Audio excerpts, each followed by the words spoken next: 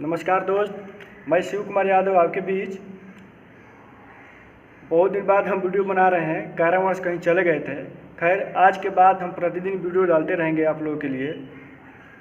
तो हम लोग का चैप्टर था सिंधु घाटी सभ्यता एवं हड़प्पा। सिंधु घाटी सभ्यता जो है एक प्राचीन सभ्यता है। जब सिंधु घाटी सभ्यता का खोज नहीं किया गया था तो इससे पहले हम लोग वैदिक काल को ही सबसे प्राचीन मानते थे।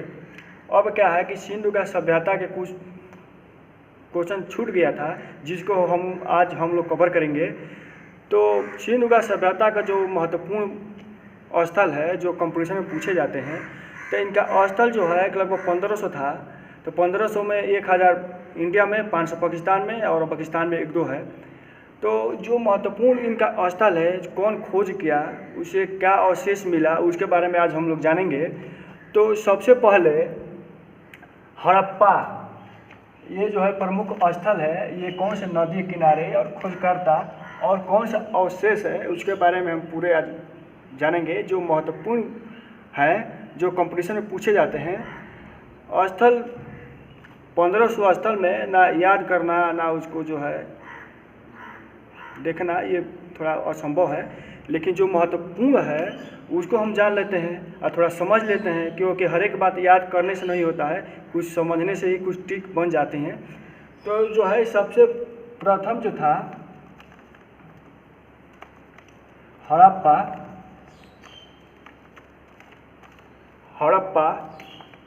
हड़प्पा का खोज किया गया सबसे पहले। तो इसलिए जो है कि सिंधु घाटी सभ्यता एवं हड़प्पा जुड़ा, क्योंकि हड़प्पा सबसे पहले खोजा गया। और कौन सा नदी है, तो रावी नदी के तट पे खोजा गया। और खोजकर्ता कौन, तो खोजकर्ता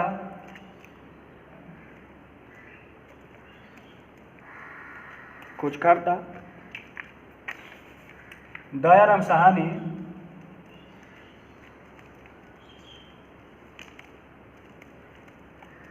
1921 में दयाराम साहनी ने हड़प्पा की खोज की।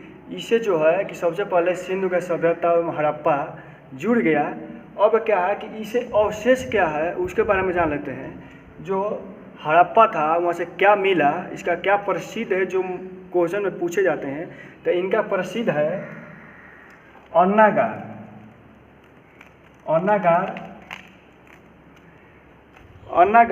उसके बाद R37 एक कब्रिस्तान मिला। R37 एक कब्रिस्तान मिला। और जो है कि शव को दफनाने का यहाँ अवशेष मिलता है। जो शव को दफनाने का अवशेष जो है कि हड़प्पा में मिलता है। अब इसका जो है ये महत्वपूर्ण जो बिंदु है, इनका महत्वपूर्ण ये है कि अन्नागार और R37 कब्रिस्तान मिला और शवों को दफनाने का जो अवशेष मिलता है वो हड़प्पा से मिलता है। ये इनका महत्वपूर्ण जो बिंदु है वो है। उसके बाद आता है मोहनजोदाड़ो,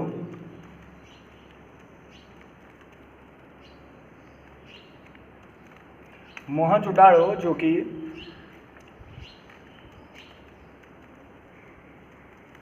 सिंध नदी जो मोहनजोदाड़ो लड़काना में है, लड़काना पाकिस्तान में सिंधु नदी के किनारे हैं। अब इनका खोजकर्ता राखलदास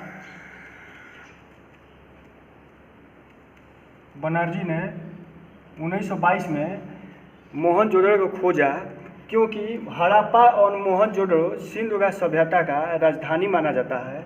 अब क्या है कि यहाँ से जो महत्वपूर्ण अवशेष मिलता है, तो इनका जो है कि ये जो है कि अन्नागार जो हड़प्पा में था और यहाँ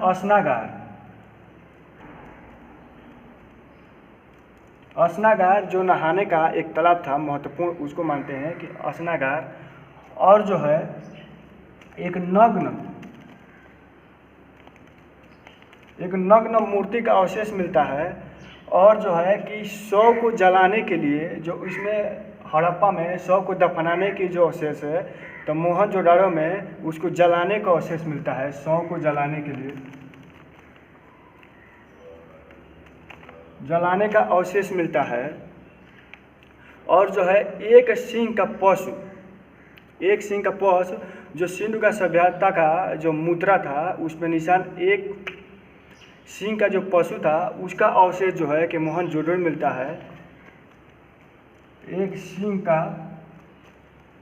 पशु जो मोहनजोदड़ो में उसका अवशेष मिलता है। अब क्या है, एक आता है यहाँ चंदूहड़ो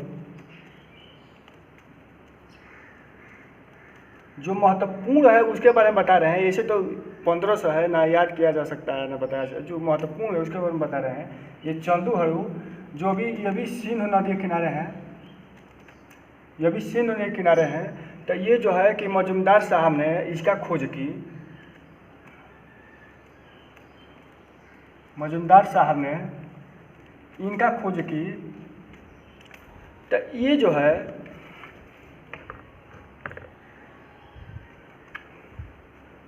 मजूमदार साहब ने खोज की इनका। तो यहाँ से जो है कि जो महिलाओं का श्रृंगार है, जो श्रृंगार का अवशेष मिलता है,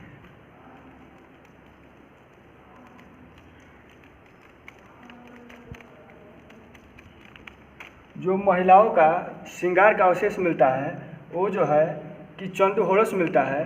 अब इसके बाद आता है लोथल। लोथल के बारे में हम समझ लेते हैं।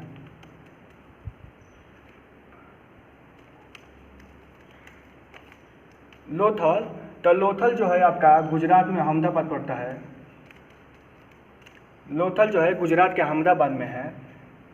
ये भोगवा नदी के किनारे है। अगर देखा जाए तो भोगवा नदी के किनारे है। इनको जो है कि रंगराव घोष ने इनका खोज की। तो जो डेट है वो महत्वपूर्ण उतना नहीं लगता है, क्योंकि यही जो है 1901 जो दयानंद साहनी और राखालदास बनर्जी जो हड़प्पा मोहनजोदड़ो का जो डेट है खासकर वही महत्वपूर्ण है। और इसका डेट देखा जाए तो डेट जो है 1957 को ये खोज किए। तो ये जो है कि यहाँ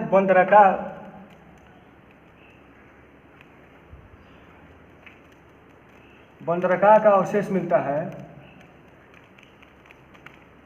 बंदरगाह का अवशेष मिलता है और हाथी का दांत।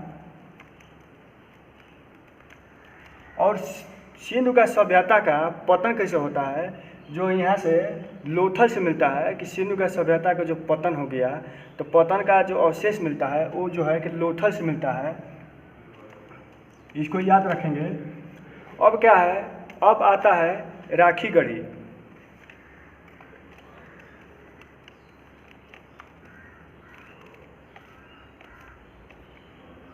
राखीगढ़ी, तो राखीगढ़ी का जो है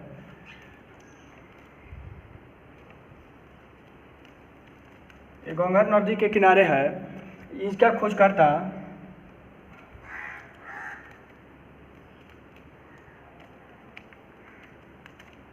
सूरजभान ने की। तो ये राखीगढ़ी जो है कि आपका हरियाणा पड़ता है। ये सूरजभान खोज की। तो राखीगढ़ी का ये है कि राखीगढ़ी जो है कि भारत का सबसे बड़ा स्थल है। तो इसको याद रखेंगे, भारत का सबसे बड़ा और स्थल है राखीगढ़ी।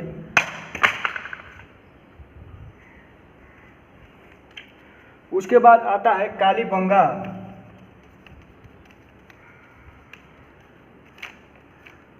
कालीबंगा जो है कि हनुमानगढ़ राजस्थान में पड़ता है।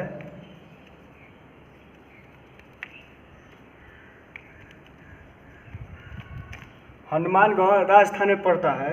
यह भी घग्गर नदी के किनारे है। अगर नदी देखा जाए तो यह भी घग्गर नदी के किनारे है। तो कालीबंगा का खोजकर्ता जो है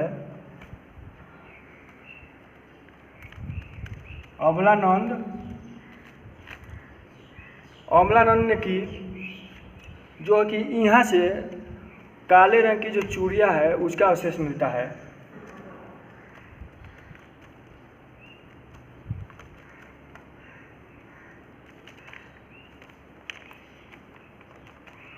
काले रंग की चूड़ी का अवशेष मिलता है। इसके बाद आता है रोपण, जो पंजाब में पड़ता है। रोपण